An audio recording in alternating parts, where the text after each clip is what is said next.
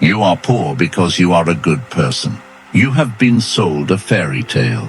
A story that says if you work hard, follow the rules and keep your hands clean, the universe will reward you. You are waiting for a paycheck from karma. It is never coming. Money does not care about your morals. It does not care if you are kind to your mother. It does not care if you are honest.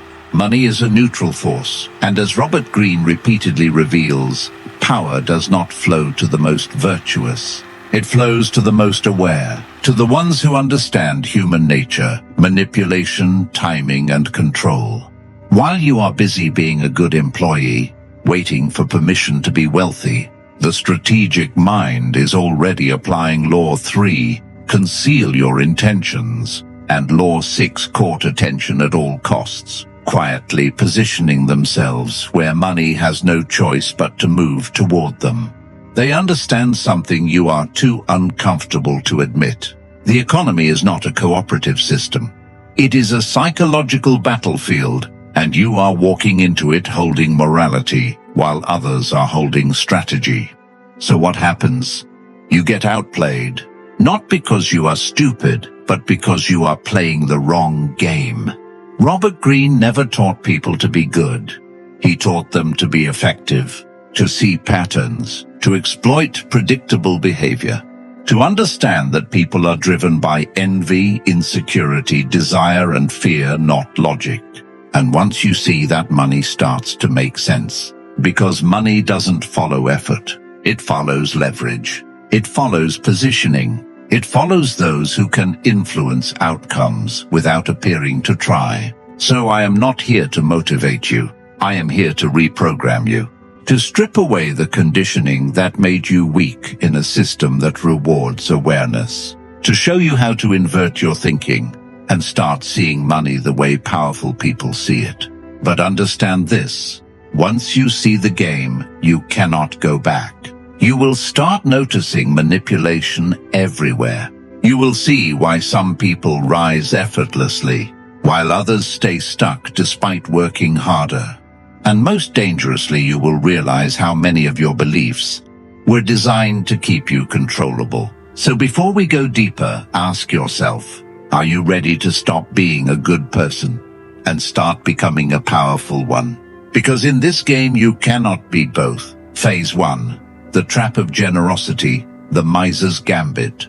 Robert Greene wrote a chapter that terrifies modern sensibilities. It is titled Of Liberality and Miserliness. In it, he argues a point that contradicts every piece of abundance mindset advice you have ever heard on Instagram. He says that a prince who tries to be generous will ruin himself. To maintain a reputation for generosity, he must squander his resources. Eventually, he runs out of money to keep up appearances. He must then tax his people and become a thief. By trying to be loved for his generosity, he becomes hated for his rapacity. Translate this to your finances. You are bleeding money because you want to be liked. You buy the round of drinks. You lease the car that stretches your budget. You buy the gifts. You loan money to family members who will never pay you back. You are purchasing a temporary feeling of validation. You are paying a likability tax. The Robert Greene approach to money is cold. It is what the world calls miserliness. When you are building power, you must be stingy. You must be ruthless with your resources. When you hoard your capital, you are not being greedy. You are building a fortress. At first, people will call you cheap. They will call you boring. They will stop inviting you to the dinners where the bill is split evenly among people who ordered salads and people who ordered steak. Let them. Robert Greene argues that in time, the miser is revealed to be the truly generous one. Why? Because by saving his resources, he does not need to rob others. He does not need to beg. He becomes self-sufficient, and eventually he has the capital to do great things. While the generous man is bankrupt and desperate. Stop trying to look rich. Looking rich is the fastest way to become poor. The most dangerous financial trap is the gap between your ego and your income. The modern economy is designed to exploit this. It sells you status symbols that depreciate.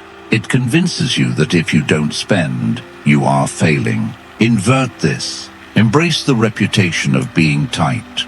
When you refuse to spend money on things that do not build your power, you signal to the world that you cannot be milked. You signal that your validation comes from within, not from the approval of a waiter or a salesman. Silence your ego. Starve the part of you that needs to show off. Accumulate in the dark. $1 million in the bank that no one knows about gives you a posture of total authority.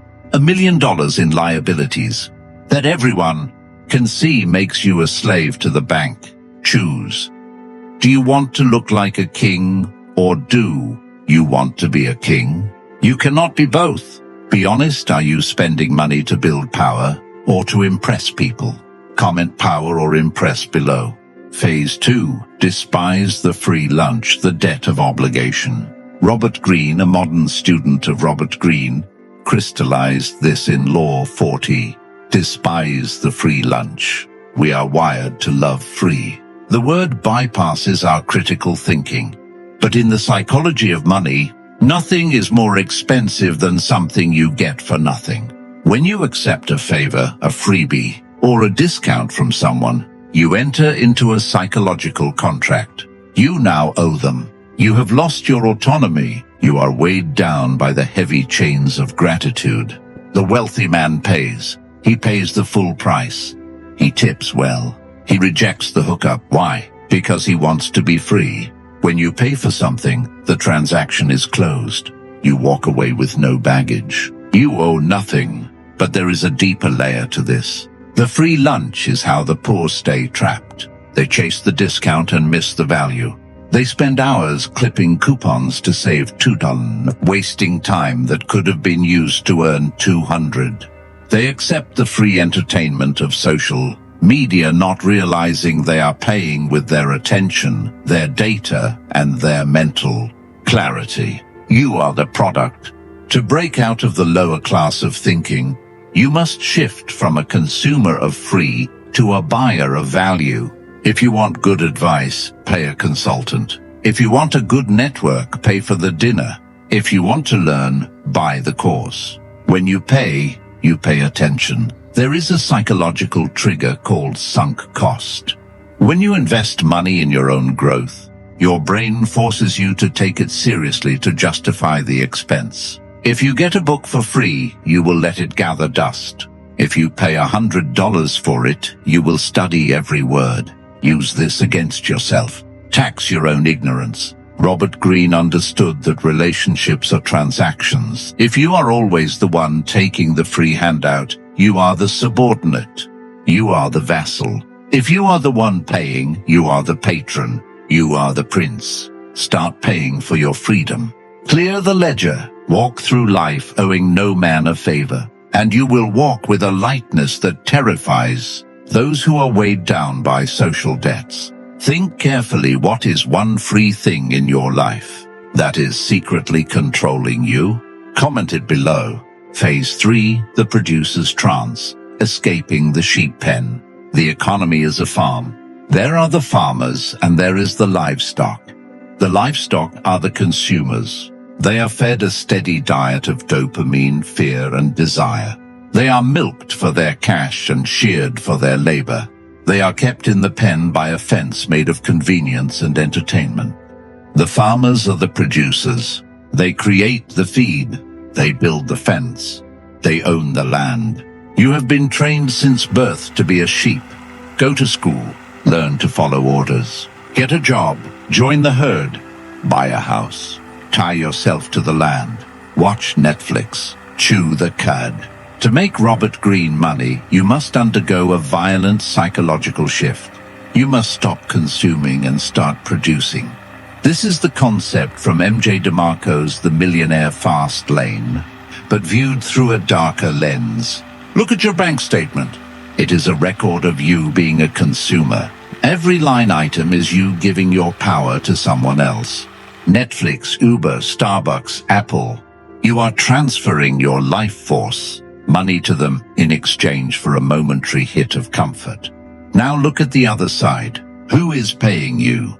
If the only person paying you is your boss, you are in a precarious position. You have one client. You are a business with one customer. If that customer fires you, you go bankrupt. You must become the supplier. Robert Greene would tell you to control the resource that others need. In the modern world, that resource is attention, solution, or capital. When you scroll on your phone, you are the resource. When you create the video, you are the miner. This requires a detachment from your own desires. You must stop thinking about what you want to buy and start analyzing what they are desperate to buy. Study the addiction. Why do people buy that skincare product? Because they fear aging. Why do they buy that car? Because they fear irrelevance. Why do they click that title? Because they fear missing out. Do not judge them. Exploit the pattern. The dark psychology of money is realizing that wealth is a transfer of value from the passive to the active, from the distracted to the focused. You must become a predator of opportunity. While your friends are discussing the latest TV show, you should be analyzing the marketing funnel that sold it to them.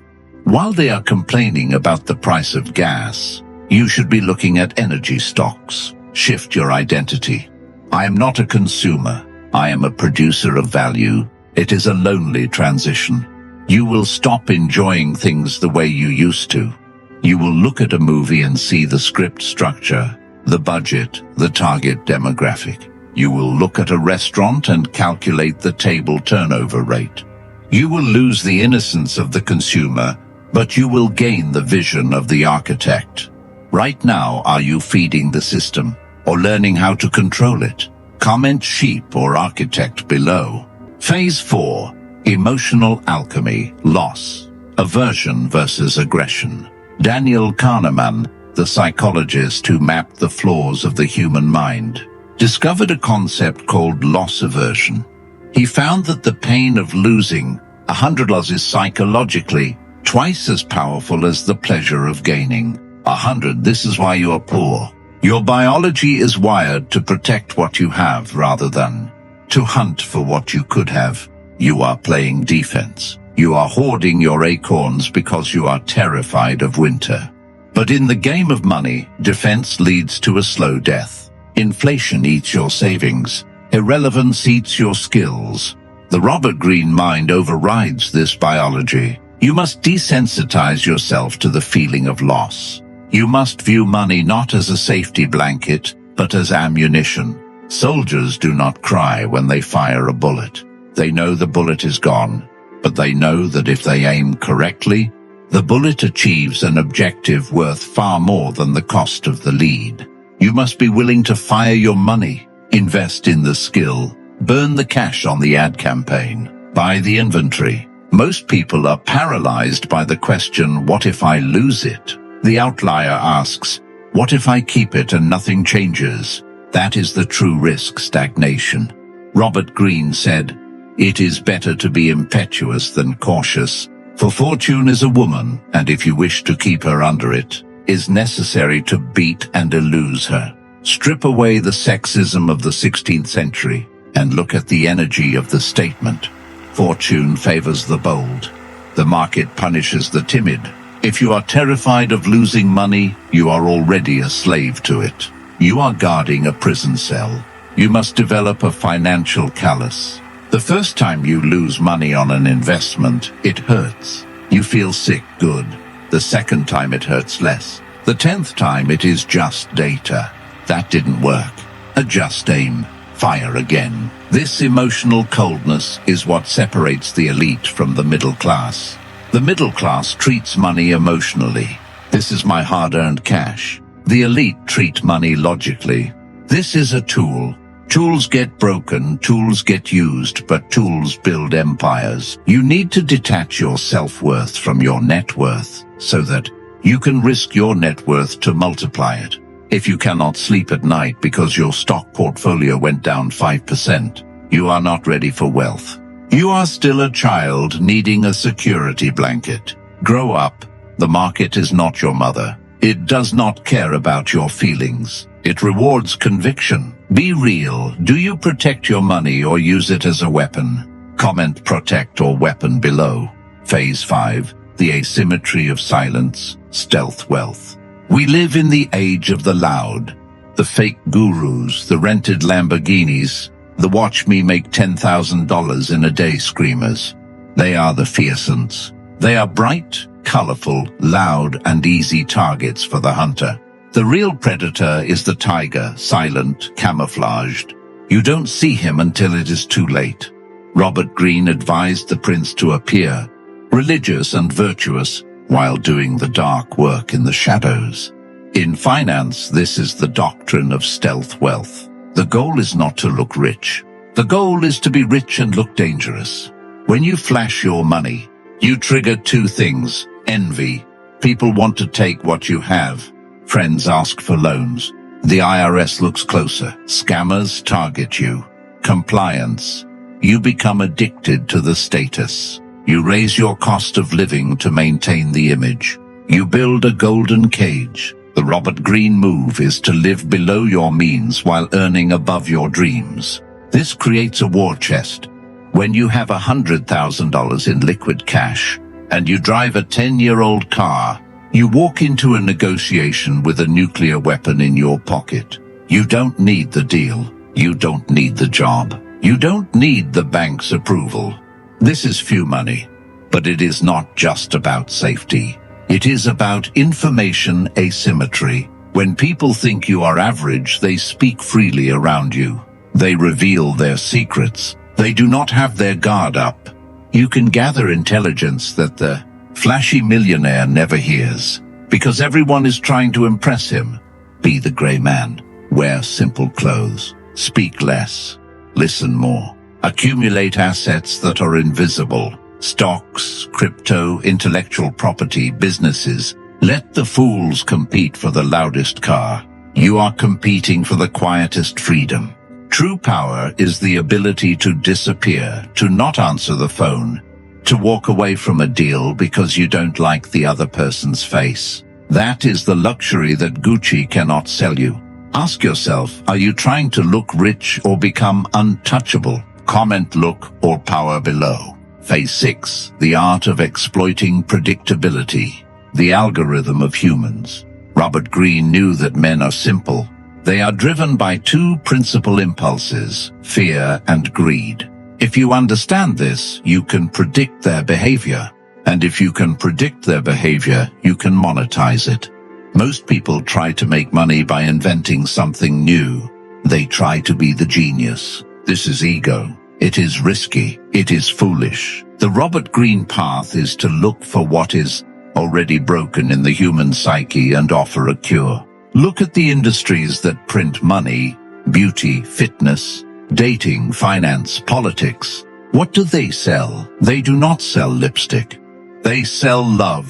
They do not sell gym memberships. They sell respect. They do not sell stock tips. They sell certainty. You must stop looking at the product and start looking at the pain. When you see a man buying a luxury watch he cannot afford, do not laugh at him. Analyze him. He is buying a shield against insignificance. He is terrified of being overlooked. If you can bottle significance and sell it to him, you will be rich. This sounds cynical, it is. But the market is not a church. It is a psychological exchange. You are not taking advantage of people. You are servicing their deepest, darkest needs. The needs they will not admit to their wives. The needs they whisper to Google. At 3 a.m., become a student of human desperation. Read the tabloids. Read the angry comments on political videos. Read the reviews of one-star products. There in the mud you will find the gold. You will find the frustration. I hate how complicated this is. Sell them simplicity. I feel like I'm falling behind. Sell them speed. I'm lonely. Sell them community. The good person tries to change human nature. He wants people to be better, smarter, less vain. He goes broke trying to sell vegetables to people who want candy. The Robert Greene accepts human nature as it is. He sells the candy and perhaps he sneaks a vitamin inside. But he never argues with the market. Do not try to be a moralist in a marketplace of sinners. You will starve. Be honest. Do you understand what people want? Or are you still guessing? Comment understand or guessing below. Phase 7. The leverage of other people's dreams. The mercenary principle. You cannot get rich with your own two hands. You have 24 hours in a day. Even if you work every second, you have a cap. You are limited by your biology. To break the sound barrier of wealth, you need leverage. Archimedes said, "Give me a lever long enough, and I shall move the world." In the dark psychology of money, people are the lever. Robert Greene wrote extensively about mercenaries and auxiliaries. He warned that they are dangerous if not managed, but necessary for conquest. In the modern economy, you must learn to rent the time, talent, and dreams of others. This is the brutal truth of employment. A job is a bribe. It is a transaction where a person sells their dreams for a monthly fee of safety. They want stability. You want scale. You must become the architect. You design the system. You take the risk. You hold the vision, then you hire the builders. You pay them fair market value. But the surplus value, the difference between what they produce and what you pay them, that is your profit. That is the reward for your risk. Most people feel guilty about this. They feel like they are using people. Flip the script. You are providing the structure. Without you, there is no job. Without you, there is no direction. But here is the Robert Greene twist. Do not rely on loyalty. Rely on incentives. Men will sooner forget the death of their father than the loss of their patrimony. If you want your team to build your empire, you must align their greed with your growth. Do not give them a pat on the back. Give them a commission. Give them a stake. Make them bleed when you bleed, and feast when you feast. But never ever give them the keys to the castle. Maintain the moat. You must own the brand, the IP, the relationship with the customer, the things that cannot be copied. If your employees can leave and take your business with them, you do not own a business. You are being held hostage. Compartmentalize information. Only the prince sees the whole map. The general sees the battlefield. The soldier sees the trench. Keep them focused on their trench. Think deeply. Are you building everything alone, or using leverage to multiply yourself? Comment alone or leverage below. Phase 8. The unfair advantage. Killing the judge. The single greatest barrier to wealth is the belief in fairness. It's not fair that he has rich parents. It's not fair that she is beautiful. It's not fair that I work harder but earn less. Cry about it. The universe is vast, cold, and indifferent. It does not keep a scorecard of fairness. It operates on laws of physics and biology. The lion does not ask if it is fair to eat the gazelle. It just eats. The fairness trap is a mental prison created by the weak to shackle the strong. It is a way to claim moral victory while suffering defeat in reality. If you want to make money, you must kill the judge in your head. Stop looking for what should be and deal with what is. Is the tax code unfair? Yes, study it. Hire an accountant. Use the loopholes that the politicians created for themselves. Is the hiring process biased? Yes, learn how to network. Bypass the application. Is the game rigged? Absolutely. So why are you playing by the rules of the losers? The rich play a different game. They do not trade time for money. They trade money for assets. They do not save. They borrow. Debt is tax-free. They do not avoid risk. They manage it. When you complain about the system, you are announcing your powerlessness. You are waiting for a referee to step in and save you. There is no referee. There is only the market. And the market rewards one thing. Value, not effort, not hours worked. Not sacrifice, value. If you spend 100 hours digging a hole and filling it back up, you have worked hard. You have sacrificed. You have sweated, but you have created zero value. You deserve zero. If a man spends 10 minutes writing a code that saves a company $10 million, he has created immense value. He deserves a fortune. Disconnect your effort from your income. This is the hardest psychological shift. You must stop feeling guilty for making money easily. If you solve a big problem, you get a big check. It does not matter if it took you 5 minutes. You are paid for the years it took you to learn how to do it in 5 minutes. Accept the unfairness. Leverage it. Become the unfair advantage. Be honest, are you still waiting for life to be fair, or learning how to win anyway? Comment fair or win below. Phase 9. The Fortress of Solitude, the Price of the Crown. As you begin to apply these dark laws, miserliness, strategic spending, emotional detachment, leveraging others, you will notice something shifting. The air gets thinner. You will have less in common with your old friends. They are talking about the weekend. You are thinking about the quarter. They are talking about spending. You are thinking about allocating. They will say you have changed. They will say you are obsessed. They will say you are no fun. Good. Fun is the distraction of the poor. Fun is the anesthesia they take to forget they are trapped. You are building a kingdom. Robert Greene was exiled. He wrote The Prince in a small farmhouse, wearing his royal court robes, communing with the ancients. He was alone, but he was in the company of greatness. Wealth requires a level of isolation. You need silence to think. You need space to strategize. You cannot hear the subtle whispers of opportunity if you are surrounded by the noise of mediocrity. You must become comfortable with being misunderstood. The sheep will never understand the wolf. They will call him evil. They will call him cold, but they will also fear him, and they will respect him. Do not try to explain your moves to people who do not play the game. Do not cast your pearls before swine. Keep your counsel. Build your financial fortress in silence. Let the results speak.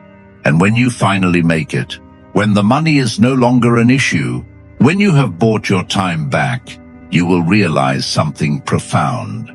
The money was never the point. The point was the person you had to become to get it. You had to become disciplined. You had to become observant. You had to become rational.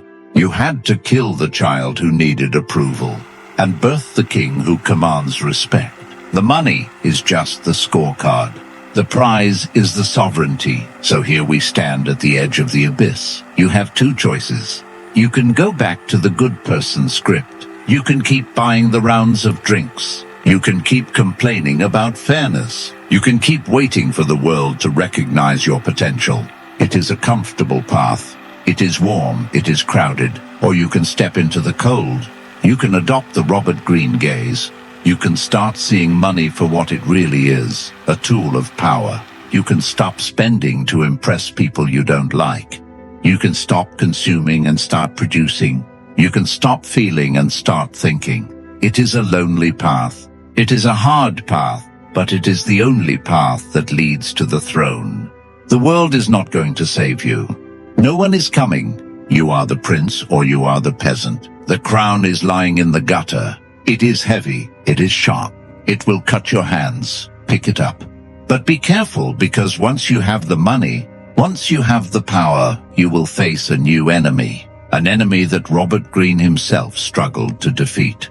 The enemy is not poverty. The enemy is not the market. The enemy is the void that opens up when you realize that you have conquered the world, but you have not conquered yourself. What happens when you have everything and you still feel nothing? That is a darkness for another time. If this opened your eyes, understand this is only what I can show publicly. There are videos I cannot upload for everyone. There are aspects of dark psychology that I simply cannot discuss publicly on YouTube without being censored or demonetized. The algorithm suppresses the most powerful information. Those exist behind the join button. If you're still here, you're not like the others. Subscribe if you haven't. But if you want what's hidden, click the join button and step into the architect level.